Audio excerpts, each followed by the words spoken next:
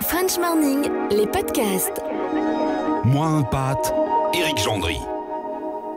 Bonjour à tous, Magali De Smidt, 31 ans, est avec nous aujourd'hui pour nous raconter une histoire, la sienne, une histoire qui montre l'importance que peut parfois prendre une impatriation dans la vie d'une femme, en l'occurrence d'une jeune femme. Schéma classique au départ, la fascination des États-Unis, le seul moyen d'y passer un moment, c'est d'y faire un petit boulot. Magali sera jeune fille au pair à San Francisco pendant 1 an. La première de ces 3 expatriations, ce sera ensuite l'Australie à 2 reprises. En fait, Magali s'est installée dans le rythme de 1 an à l'étranger, 1 an en France, un rythme mis à mal par le Covid. Magali n'a plus quitté la France depuis le début de l'épidémie. Elle reste néanmoins dans l'esprit une expatriée chronique et donc une impatriée chronique. Ces soubresauts ont marqué sa vie jusqu'à lui donner l'idée d'en faire un métier.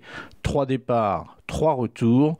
Magali De Smidt partage avec nous aujourd'hui le micro de Moins un pâte. C'est vrai que ce que j'ai gardé quand même à chaque retour, c'était quand même de faire quelque chose qui me plaît et de pas subir le retour. Donc la première fois, j'ai repris un emploi dans un centre de formation. C'est quelque chose que j'avais toujours souhaité faire. Donc hop, ça a été au premier retour l'occasion de travailler dans un autre contexte.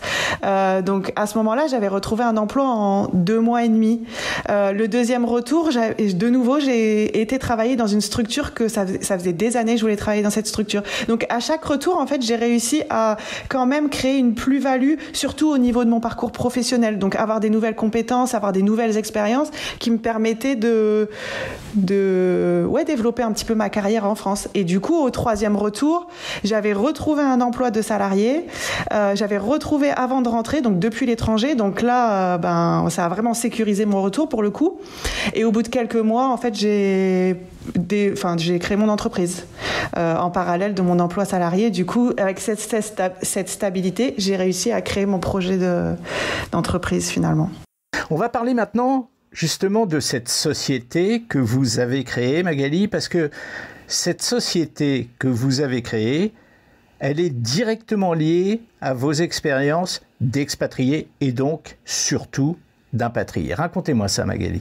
Alors, en fait, ce qui s'est passé, c'est qu'au fil de mes retours, je me suis rendu compte que c'était un sujet dont on parlait peu. Et ce que je me suis rendu compte aussi, c'est que finalement, on prépare toujours notre départ. Que ce soit un voyage court, que ce soit une expatriation, on est toujours en train de le préparer plus ou moins, comprendre le pays, etc. Comment on va s'ajuster, comment on va venir s'insérer, quel logement on va aller trouver, quel emploi on va aller trouver à l'étranger. Et en fait, je me suis rendu compte que finalement, quand on rentre, on se dit on rentre chez soi. Donc, ça va être finalement fluide. Mais quand ça fait des années qu'on est parti, et même moi dans mon cas ça faisait qu'1 an, ça n'a pas été si facile que ça. Donc je suis partie de ce constat-là et en fait je me suis dit moi j'adore mon métier.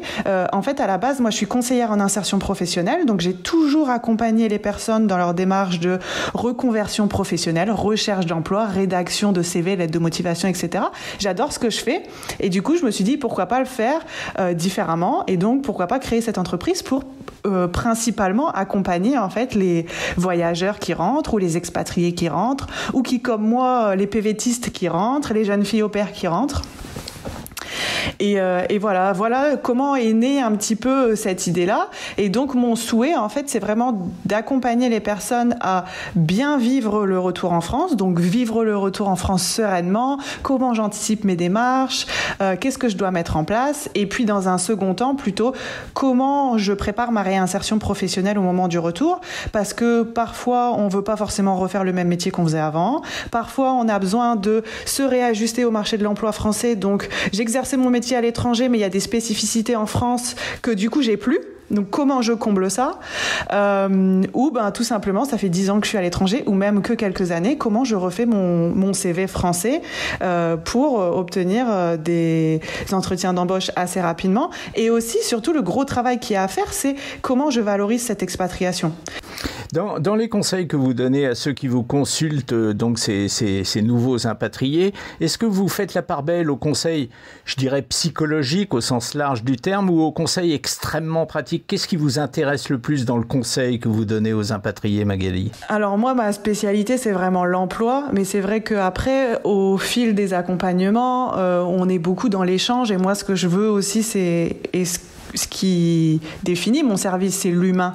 Parce que moi, je l'ai expliqué au début, quand je suis rentrée, j'ai pas eu cet interlocuteur, j'ai pas eu cette écoute. Et donc, l'idée, c'est que moi aussi, à travers cet accompagnement, donc forcément pour la recherche d'emploi ou pour faire une reconversion professionnelle ou un bilan personnel, par exemple, l'idée, c'est d'être aussi en écoute de la personne et de pouvoir échanger aussi sur ces sujets de retour. Alors, je vais pas forcément donner enfin, c'est pas ma mission directe de donner des conseils sur tu dois faire ça, tu dois faire ça, tu dois faire ça, plutôt sur le retour en France en général, mais par exemple, je vais vraiment partager mes retours à moi, mes conseils, mes retours d'expérience de ce que j'en ai tiré moi, et là, oui, je peux conseiller et je peux partager en tout cas moi ce que j'ai vécu.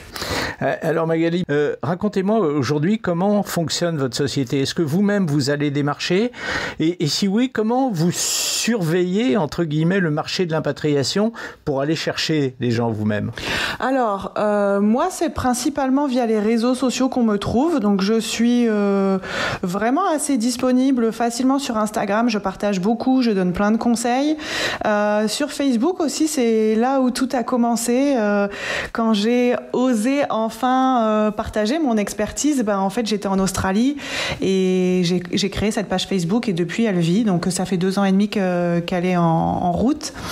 Donc on me trouve sur Facebook, sur LinkedIn, je partage des offres d'emploi. Donc c'est là aussi qu'on peut me trouver. Et puis après sur mon site internet où il y a un blog, parfois voilà, les personnes passent sur le blog parce qu'ils ont vu un article qui pouvait les intéresser ou les aider. Et donc voilà, je ne sais pas si ça répond bien à la question.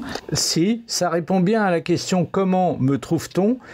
Mais l'autre volet de la question que je vais vous poser maintenant, Magali, c'est est-ce que vous allez chercher les gens? Vous surveillez le monde du travail, vous surveillez les mutations dans les sociétés. Est-ce que vous-même, vous allez chercher les clients ou est-ce que spontanément les gens viennent vers vous parce que vous commencez à avoir une notoriété? Ouais, on est plus là-dedans. On est plus dans cette démarche de les personnes me sollicitent pour un accompagnement. Moi, à ce jour, je travaille quand même plus avec des particuliers. Donc voilà, un expatrié lambda qui rentre et qui va me dire Magali, je veux un coup de pouce, aide-moi sur telle thématique ou par exemple. Donc à ce jour, ça fonctionne plus comme ça. Après, c'est vrai que moi, j'essaye quand même en tant que professionnel, ce qui est très important pour moi aussi, de m'entourer d'autres professionnels. Parce que moi, comme je dis souvent, moi, ma thématique et ma spécialité et ce que j'aime faire, c'est l'emploi. Mais le retour en France, il y a aussi d'autres champs d'action sur lesquels on peut travailler et qui sont importants. Et donc, c'est vrai que moi, je m'entoure de tout un panel de professionnels vers qui je peux renvoyer aussi les personnes que j'accompagne, toujours dans l'idée de leur faciliter leur démarche, de leur faire gagner du temps et puis d'avoir un réseau de partenaires de confiance aussi qui sauront au mieux accompagner moi les personnes que j'accompagne. Donc voilà. Magali, vous m'avez dit que votre métier c'était conseil en réinsertion professionnelle. Est-ce qu'aujourd'hui on pourrait dire de vous que vous êtes conseil en réinsertion patriotique ? Ce que je veux dire, c'est est-ce que vous avez besoin de connaître tout de la France pour pouvoir donner des conseils utiles à ceux qui vous sollicitent? Alors, on connaît jamais tout, hein, de toute façon, en tant que consultant. Alors oui, on a accompagné tout un panel de personnes, ce qui nous permet d'avoir une certaine expertise. Moi, mon métier, je le fais depuis 10 ans maintenant, et j'ai travaillé en structure avant, donc voilà, j'ai des connaissances solides sur ce que je fais, sur ce que je propose. Je fais aussi de la veille régulièrement pour me tenir informé des évolutions, de ce qui se passe.